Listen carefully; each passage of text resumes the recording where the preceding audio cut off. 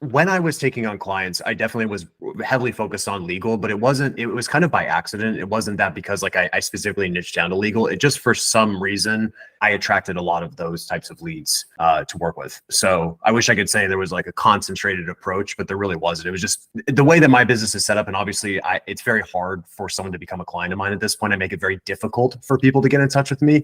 That's by design. But prior to that, when I was taking on clients, like I made it really easy to become a client. So I had a phone number on my site. I had the whole site was built around agency and client acquisition. So I attracted, because of the type of content that I created, which was pretty broad, I would attract all kinds of different leads in. So if I was starting today with an agency, I would absolutely pick a niche and do everything in that niche. And I wouldn't leave that niche until I've occupied a lot of the real estate there, a lot of the market share. And I've talked about this before on other podcasts and other things, but it's amazing how much opportunity there is in just a small little pocket. Like people think that they need to build this huge SEO company. Like I just published an SEO video on my channel, which is like the best ways to make money with SEO. And I ranked all of them, right? And one of the ones that I ranked as one of the worst ways to make money with SEO is to start a national SEO agency. It's truly one of the worst things that you can do because you will be competing against people that are very established. You're going to be competing against people that have a lot of capital, and you're going to be competing against people that are actually really good at business. And so there's just a lot of issues on that front. So it's much better to find a little small pocket where you can niche down. And there's only a few ways you can really niche down. I mean, number one, you can niche down by location. So instead of trying to be like the number one SEO company in New York City, maybe find a small city outside of New York City where you can become the go-to guy or woman. So that's one strategy. The other strategy is to actually pick a actual niche. And some people, this part is, people get a little concerned about niching down because they feel like they're missing out on opportunity. But in reality, by not niching down, you're actually missing out on a massive amount of opportunity. And I don't know if you want to go down this path, but we can go deep into this path here. Because niching down to me is just so important. Opportunity that exists when you niche down, everything gets easier, right? So like number one, your marketing gets easier. So when you create content and it's specific to that one vertical, so like I tend to use endodontist as my example a lot of the time. And only because I had to get a root canal. So now I know that industry. But I did pay for that root canal. I think it was like $1,200 for one. So I was like, man, this is a very lucrative industry. But name how many like SEO companies that specialize in endodontists. You couldn't even name 5 on one hand. You couldn't even name it. No. And that's the case for so many different industries. So I actually have, not to like pitch anything, but I have a free bonus when you order my book. And in that bonus, I actually went and collected every single niche from Google My Business. So literally every single one, I scraped them all. I have them all in a database. And then I use ChatGPT to help me categorize the competition of those niches. So specifically for SEO companies. So what's the book? The SEO Entrepreneur. I knew that. Yeah. Right. So it's a book. It's a good book for beginners who are just getting started. Or even if you're making, honestly, because like at one point when I was making $10,000, $20,000 a month, although that was the most money I ever made in my entire life, I still was a beginner. I had no clue what I was doing. I was just throwing stuff at the wall, hoping it worked, right? And so even at that level, you technically could still consider yourself a beginner in many ways. Did you see Hermosi, Brunson, and these guys doing the book, and you're like, hey, let me run that and see if it works? Yeah, no, I mean, obviously I know the effect of a book, right? There's a lot of, it's funny when I haven't really talked a whole lot about like the book marketing and all the things that go into it. But the funny thing is when someone buys my book, I make no money. I don't make any money when someone buys my book. Like just to produce one book, it's about $15 and I sell it for, free plus shipping, which is just $10. So I lose money technically every single time someone buys a book, but I also know there's a lot of intangible things that occur that you can't even measure, right, with a book, right? So it helps increase your authority. It helps people see the value that you can bring without having to make a massive investment. And that can lead to things deeper into the future. Like, for example, I have an SEO training program, Gotch SEO Academy. If I give people value and for, let's say $10, I give them a $10 book, but they get $1,000, $2,000, $30,000 worth of value from that book. Well, who do you think they're going to go to when they want to take it to the next level, right? So that's the way I think about the book, is like it's just an opportunity to show people the value that ultimately I can bring to the business, their life, whatever that is.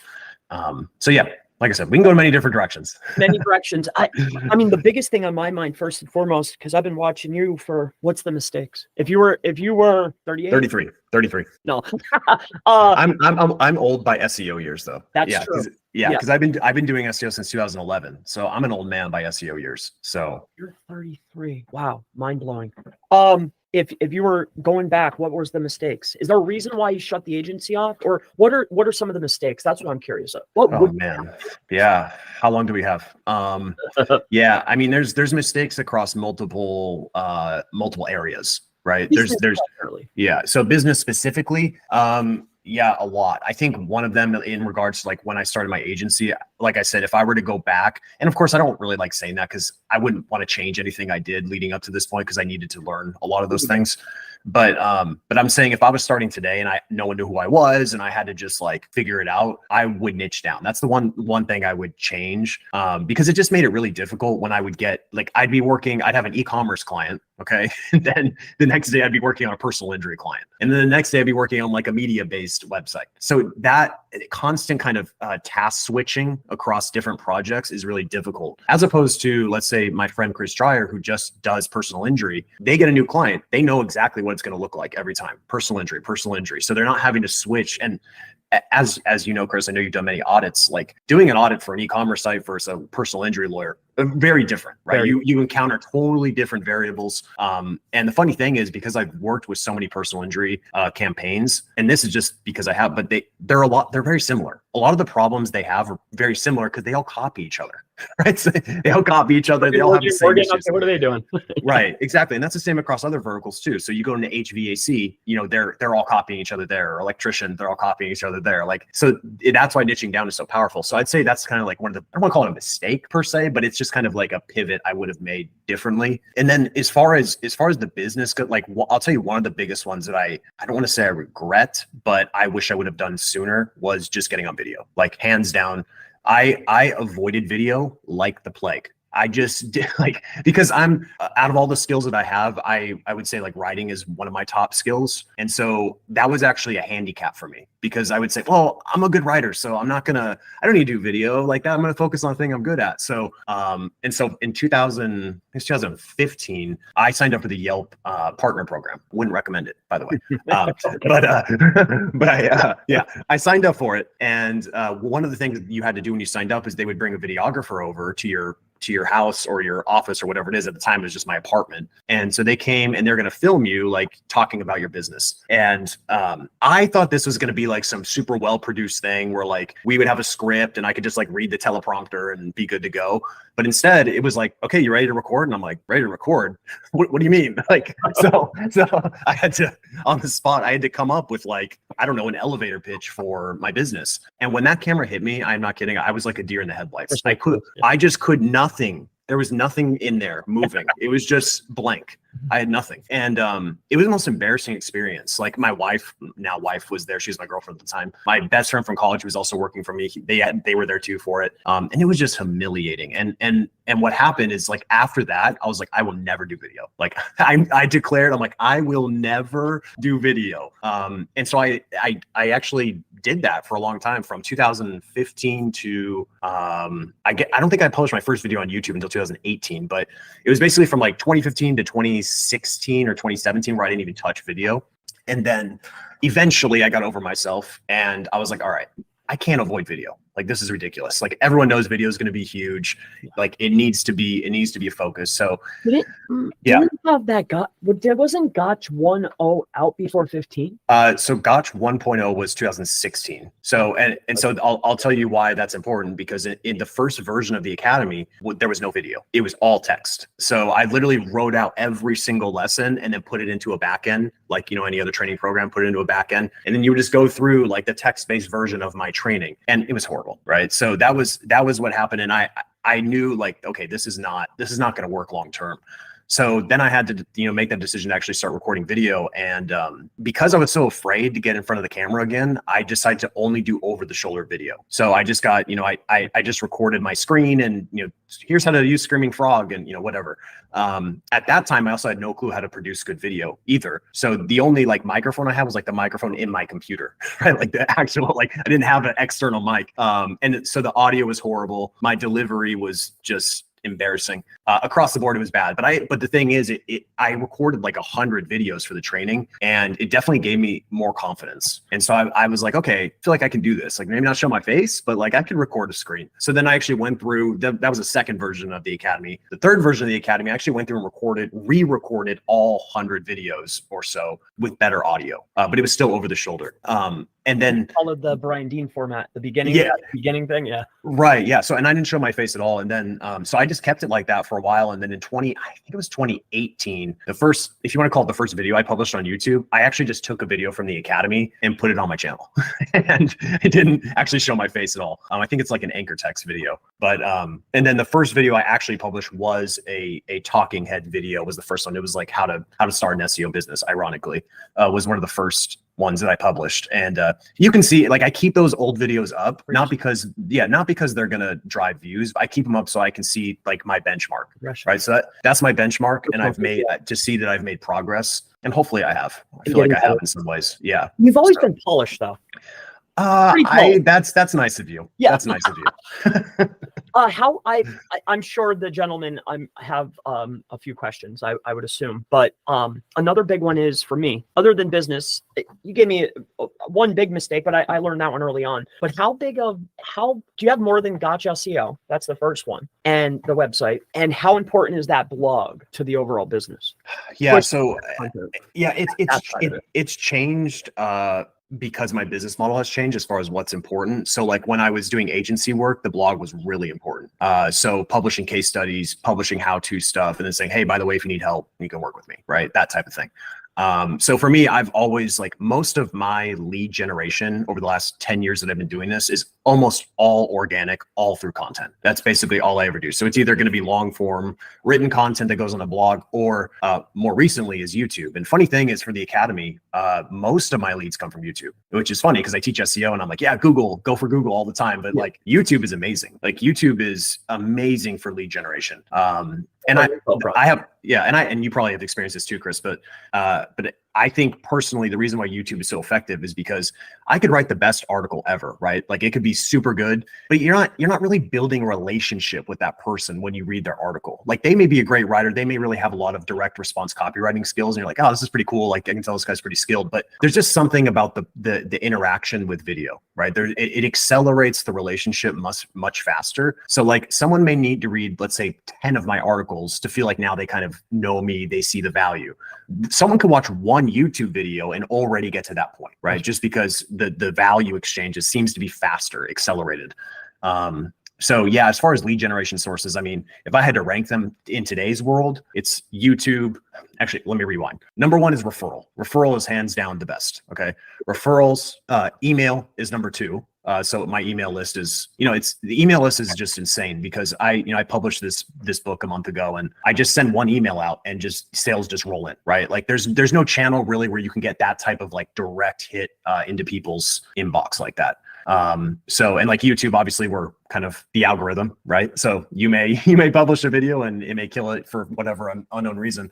But yeah, so referrals, word of mouth, in that category, email, YouTube, Google. That's basically my favorite. Referrals are more difficult to kind of facilitate in some ways. So I don't rely on them. Referrals come from doing great work. So that's where I try to do. And it's for the same people that you did great work for. So that's the best. Yeah. That local video you did for SEMrush, that was a pain to not get. You were giving me a hard time there for a while. Was I? Yeah. Man, that was tough to get up there. Man. Well, what was on your mind, man?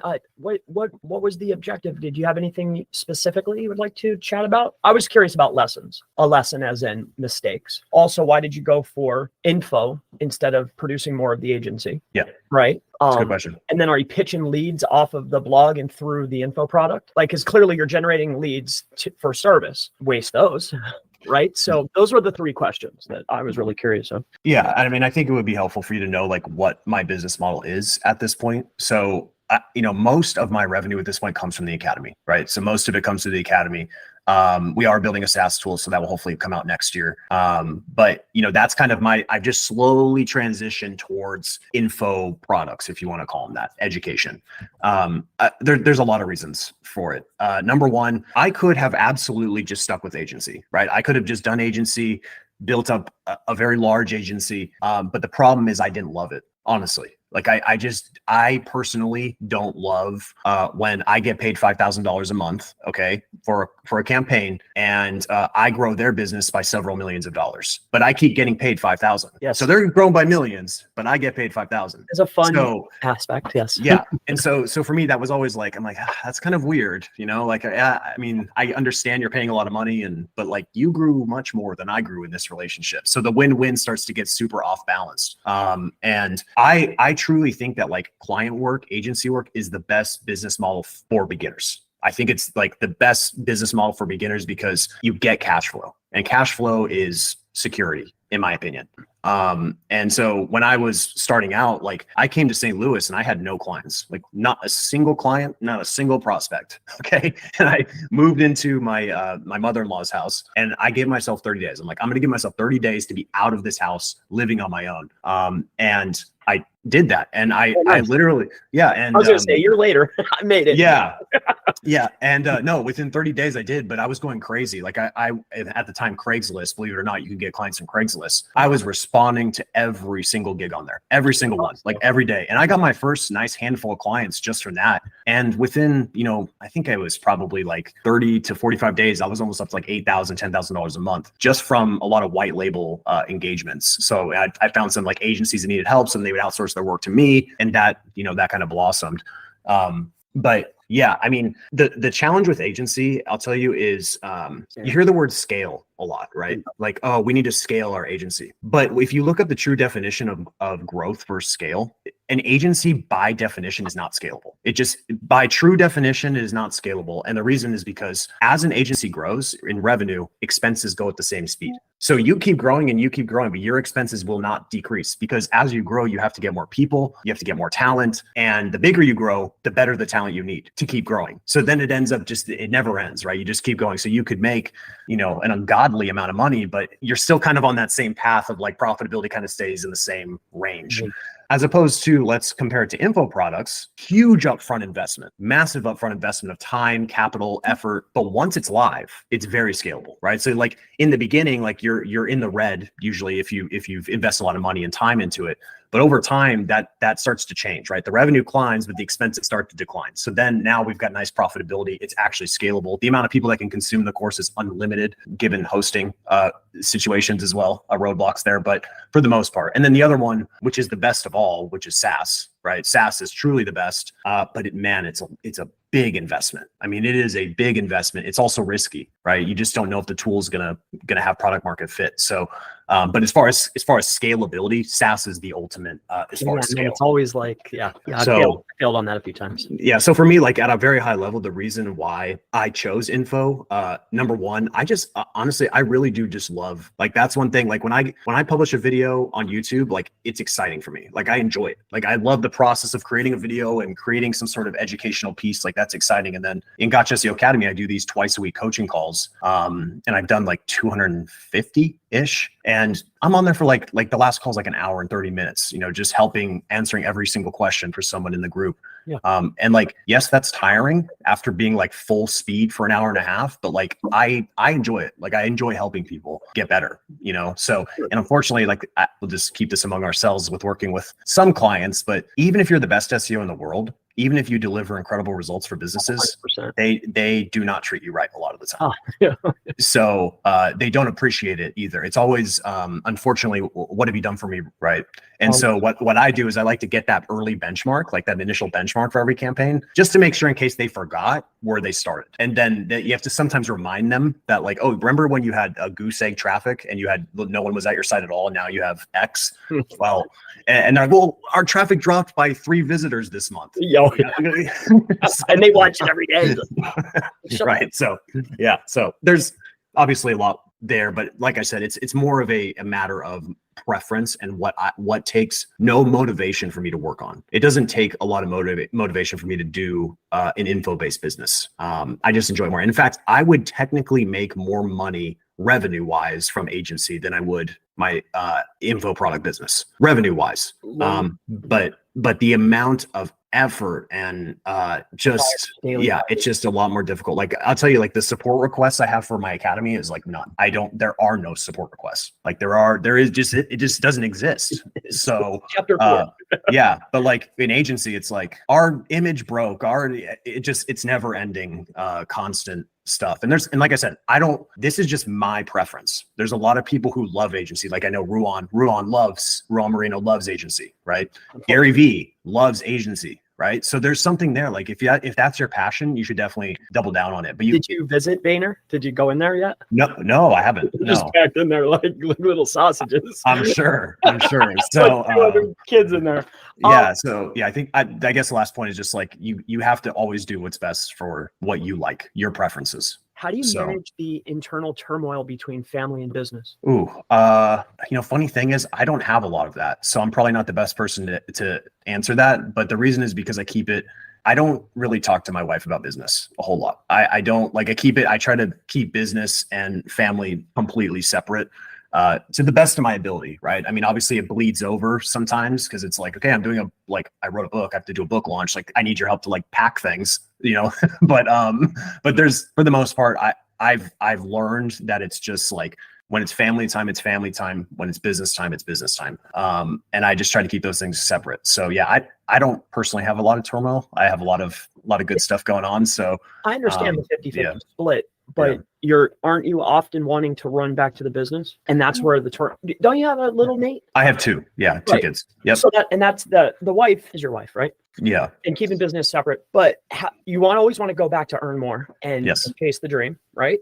But you're taking time away from little Nate. I need to chase this, but this is way more important. How do I stop this? That's way more important and go do this so we can have a better life. How do you deal with that, Nate? Yeah. I mean, it's, I guess it depends on what you think is important, and that's different for everyone. Right. So like for me, I've had to put checks and balances against myself because I know what I'll do. And if I don't put checks and balances against myself, I will work nonstop. I will truly not stop working.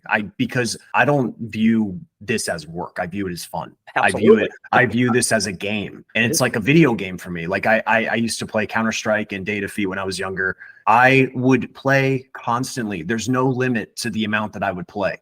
And I would never get tired of it. That's how it is in business too, because business is really just one massive game that you never truly win, right? Yeah, and like at least in video games I could win, right? This game I just never win. So it's always an open loop, right? There's always more that you can do. There's always new YouTube videos you can create and new assets you can create. There's new products you can create. Like there's always uncharted territory that you can try to conquer constantly. It never ends. So because of that reason, I've had to put checks against myself. And my check is when 5 o'clock hits, no matter what I'm working, even if it's so painful, I'm like, I can't stop doing this right now. I need to finish this.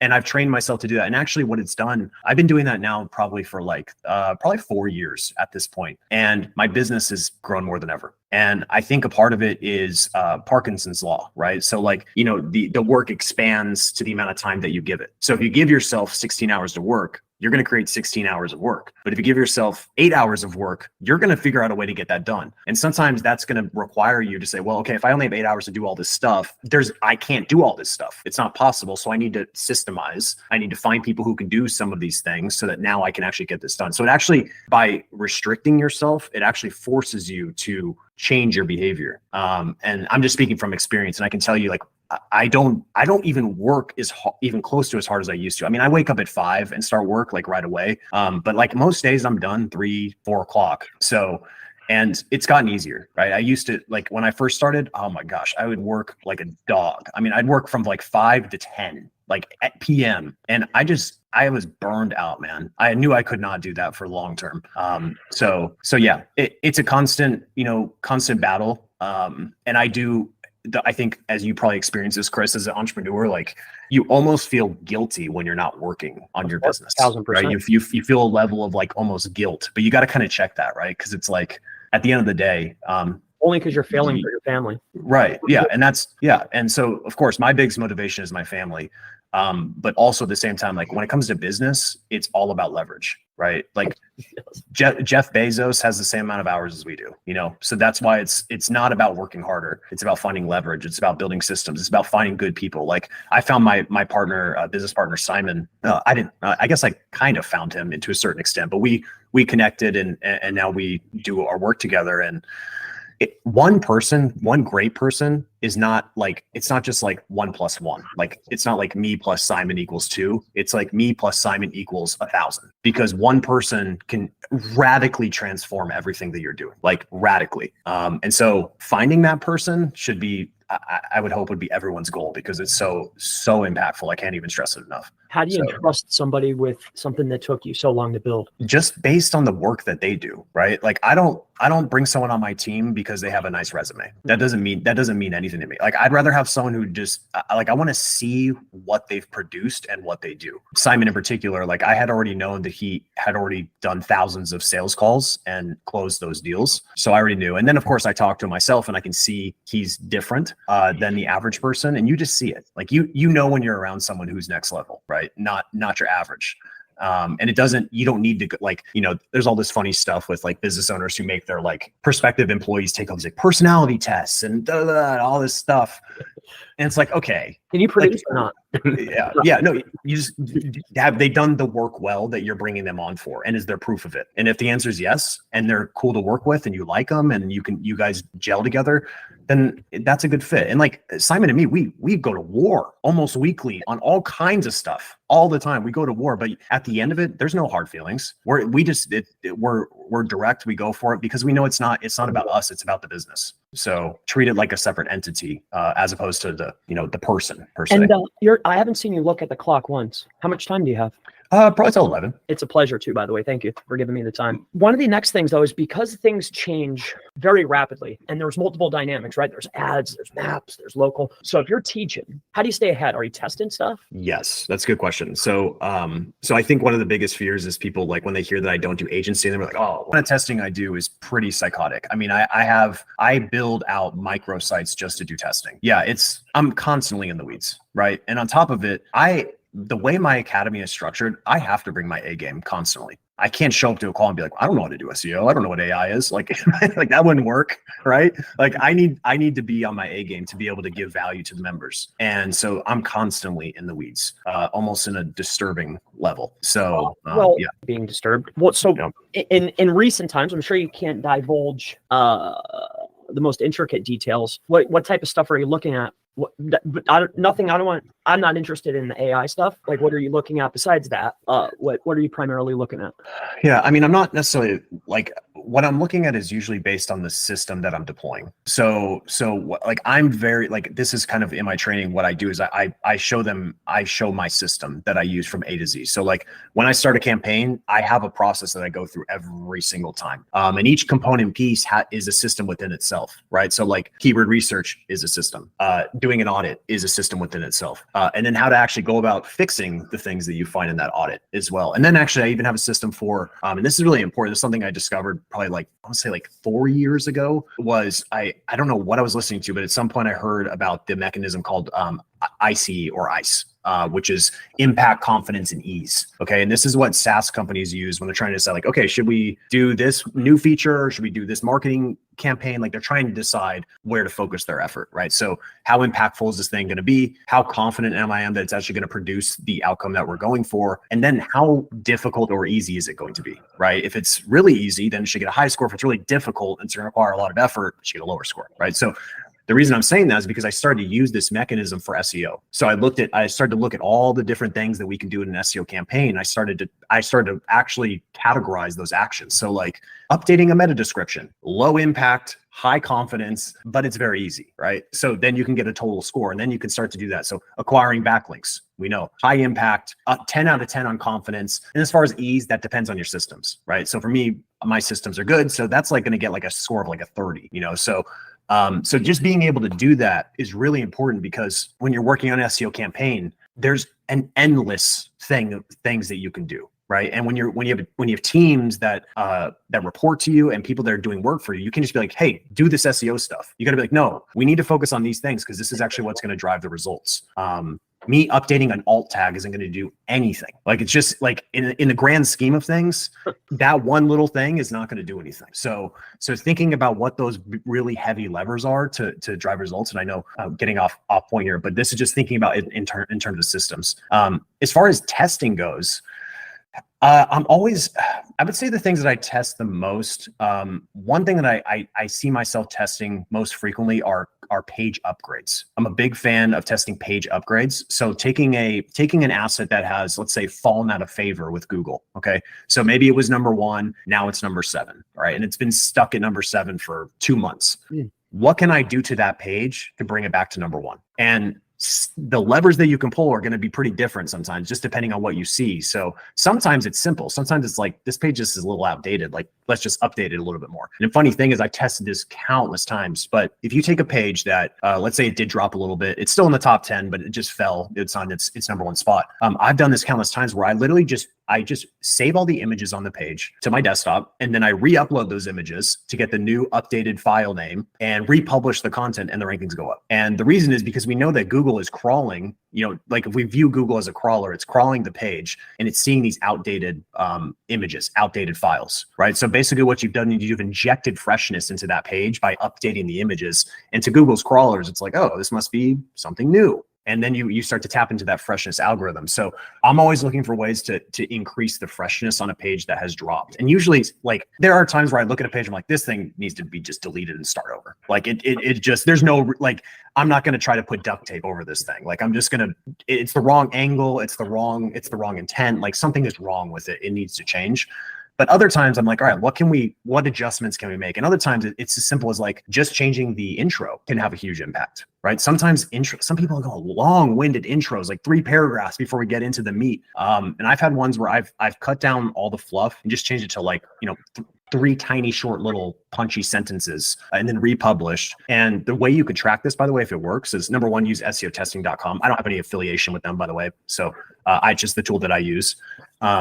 And then the other thing that I use, and this is a new thing I've been doing over the last year and a half or so, is I use a user tracking tool. So there's Hotjar. The one I use is Mouseflow. And what I do is when I go in there and I look at the pages that have, let's say, dropped in rankings, and I see how are users engaging with that page. And if I see that users are dropping off right at the intro, like at a high percentage, something needs to change, right? So I'm looking more at the pages, not from like Google's algorithm. I'm looking at like, how are users, what are they doing? Like, what are they doing on this page? Because at the end of the day, like, Google's algorithm is just a lagging metric, really. It's a lagging algorithm. It's just reacting based on other things, right? It's reacting based on the user signals. It's reacting based on links. It's reacting based on other variables.